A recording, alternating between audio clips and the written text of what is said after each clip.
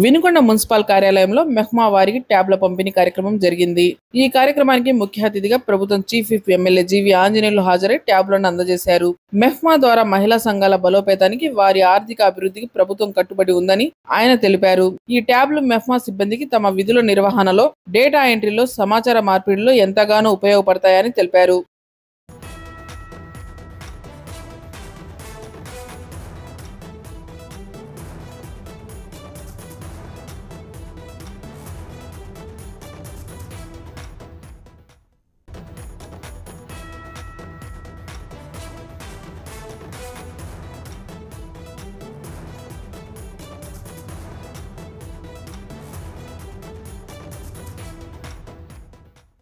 Vinukonda municipal కార్యాలయంలో మెహ్మా వారికి ట్యాబ్ల పంపిణీ కార్యక్రమం జరిగింది.